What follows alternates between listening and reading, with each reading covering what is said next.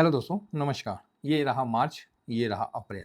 Nifty 50 का रह गया था। मैं बोला मार्केट शुरू होने के पहले एक बार नज़र मार लिया जाए कि क्या है, नहीं है, जिससे क्या है कि ठीक रहता है। तो यहाँ पर जो पीई का मार्च में था और अप्रैल सीरीज़ की शुरुआत हुई थी तो 19.68 था, अभी 20.94 है। तो ऐसा नहीं है कि बहुत ज़्यादा बढ़ा हुआ है, बिल्कुल नॉर्मल है।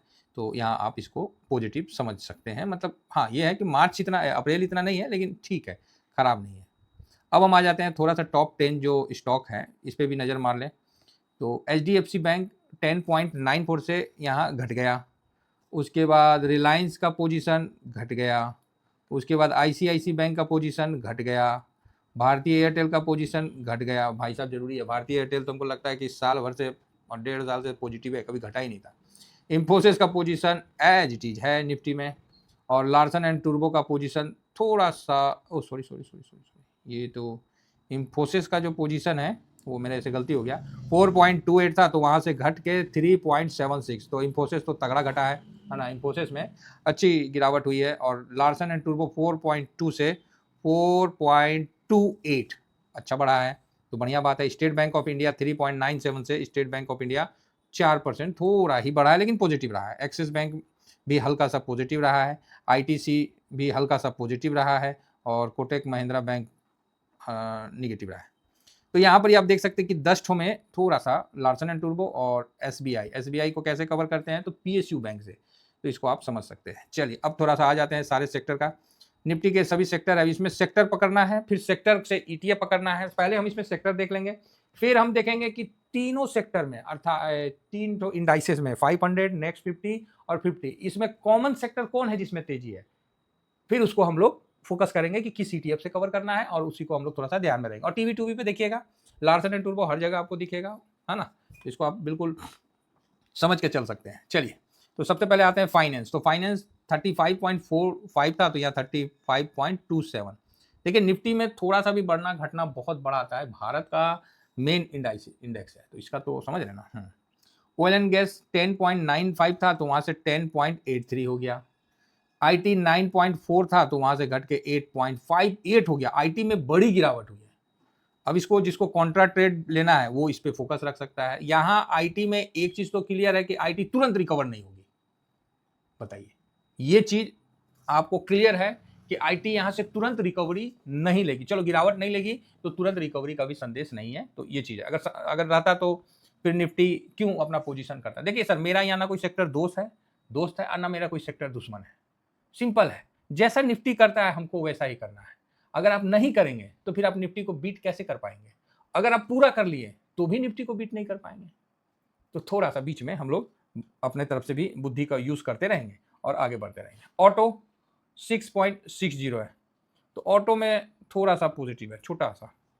फास्ट मूविंग कंज्यूमर गुड्स 5.96 से इसमें 6.20। फास्ट मूविंग कंज्यूमर गुड्स, ठीक है, कंज्यूमर गुड्स में तेजी है, समझ गया ना। चलिए, और यहाँ पर ही आगे बढ़ते हैं। टेलीकम्युनिकेशन 5.34, यहाँ पर ही घट गया। उसके बाद हेल्थ केयर 4.68, हेल्थ केयर भी घट गया। मेटल में 4.28 और यहाँ पर ही मेटल एंड माइनिंग में 4.66। देखिए उधर आपको मेटल इंडेक्स दोनों जगह गिराया है और खासकर निफ्टी नेक्स्ट 50 में हटाइए दिया है वेदांता जो था। यहाँ पर ही मेटल एंड माइनिंग में थोड़ा सा है तो यहाँ थोड़ा कंफ्यूजन है, तो इसको ध्यान से समझने का है। कंस्ट्रक्शन में 4.02 था तो कंस्ट्रक्शन में जबरदस्त उछाल है और 4.28 है। पावर एज इट इज रखा गया है लार्ज कैप पावर वाले में। कंज्यूमर ड्यूरेबल में 2.55 से 2.67। कंज्यूमर सर्विस में यहाँ हो मतलब मेन जो आपका इंडाइसेस था, मेन सेक्टर था, वहां पर ही फोकस कम है। चंगू मंगू मतलब जो लोकल है, चाहे जो अपना कंजम्पशन वाला है, चाहे उस पर फोकस जाता है। इसका मोटा मोटी यही है।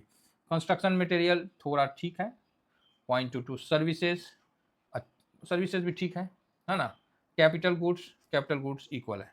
तो यहाँ पर आप देख सकते हैं कि मतलब जो मेन सेक्टर था, चार मतलब 3-4 जो है, जैसे फाइनेंस में बैंक हो गया HDFC, oil and gas Reliance हो गया, आईटी इन्फोसिस हो गया, तो इन सब में टेलीकम्युनिकेशन में एयरटेल, तो मतलब जितने भी लार्ज और बड़े स्टॉक हैं वहाँ पर ही पोजीशन कम किया गया है। और जो छोटे मझोले स्टॉक हैं वहाँ पोजीशन ठीक रखा गया है, जिसका कंजम्पशन इंडिया से मिला-जुला है उस पे फोकस अच्छा रखा गया है। तो ये बड़ी अच्छी निफ्टी का हमने इस चीज़ को समझ में आ गया। मतलब आप मेटल में भी यहाँ ठीक रहा, लेकिन मेटल के साथ माइनिंग में भी है ना? तो ये चीज़ को हम लोग को ध्यान देके चलना है और इसको आराम से समझ के इसके अनुसार हरकत करना है, ठीक है?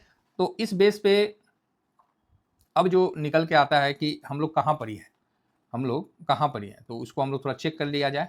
जिस तरह यहाँ हम लोग अप्रैल में जो यहाँ, एक सेकेंड अभी हम इसको लगाते हैं। जिस तरह हम लोग यहाँ पर ही हैं अप्रैल में ये तो यहाँ अप्रैल हो गया। तो ये कौन सा अप्रैल है, ये कौन, निफ्टी नेक्स्ट 50। तो 500 में क्या हुआ है तो उसको भी तो चेक करना पड़ेगा ना। तो कैसे आएगा, चलो चेक करते हैं 500 में। नहीं ये वाला है 500 में क्या था, हाँ ये। तो यहाँ पर हम लोग थोड़ा सा चेक करेंगे कि कौन सा सेक्टर स्ट्रॉन्ग गया। निफ्टी 500 गया, निफ्टी नेक्स्ट 50 में कौन सा गया। तो यहाँ पर कैपिटल गुड्स है, ये तो दिख रहा है, यहाँ भी कैपिटल गुड्स दिख रहा है। तो कैपिटल गुड्स को लॉक किया जाए, ठीक। तो कैपिटल गुड्स में 4 ETF से हम लोग कवर करते हैं, वो हमने आपको बता ही दिया है। इंफ्रा इंपॉर्टेंट है, डिफेंस हो गया, CPSE हो गया, मतलब सरकारी जो कंपनी है ये इसमें अच्छा भूमिका देगी, तो यहाँ आप फोकस रख सकते हैं। इसके अलावा मतलब जो लोकल है और जो इंडिया का कंजम्पशन है वहीं पर ही आपको ठीक ठाक देखने को मिला, तो ये चीज़ आप समझ सकते हैं। रियलिटी भी ठीक ठाक है, पावर में यहाँ अच्छा है, तो पावर इनका भी ठीक है। तो मतलब यहाँ पर मेनली यही, और अगेन कंस्ट्रक्शन, और यहाँ कंस्ट्रक्शन भी हर जगह, रियलिटी भी मतलब है। तो आप रियलिटी को एमओ रियलिटी से कवर कर सकते हैं, तो एक पॉजिटिव संकेत के तौर पे देखा जा सकता है। तो यहाँ से हम लोग वही पावर निकल के आ रहा है, कैपिटल गुड्स आ रहा है, ऑटो नहीं आया। छोटे में जो मतलब निफ्टी 500 में ऑटो को कम किया गया है, और यहाँ भी नेक्स्ट 50 में भी ऑटो को कम किया गया है, और निफ्टी 50 में लार्ज वाले में हो सकता है कि वो थोड़े से ऑटो को नहीं कम किए हों, लेकिन बाकी जगह यहाँ कम किया गया है, तो इस पर फोकस रखना है ना। अब हम लोग निफ्टी 50 को मोटे तौर पे देख लिया जाए कि कौन सा मतलब निफ्टी 50 के लिए सही रहेगा। IT सब जगह लूटा हुआ है, देखिए लार्ज कैप में ये टूटा हुआ है, ऑयल एंड गैस टूटा हुआ है, ऑटो टूटा हुआ है, IT टूटा हुआ है, तो मतलब बड़े बड़े जो है सब टूटे हुए हैं 500 में। और यहाँ नेक्स्ट 50 में भी देखिए फाइनेंस टूटा हुआ है, तो वही चीज़ है। IT तो ऑलरेडी छोटा ही था, तभी कम है, तो ठीक है। तो मतलब हम लोग को यहाँ पर ही ये चीज़ तो क्लियर हो गया है कि कहाँ पर ही अपना फोकस आपको बना के रखना है, जिसमें आपको ये चीज़ देखने को मिल रहा है।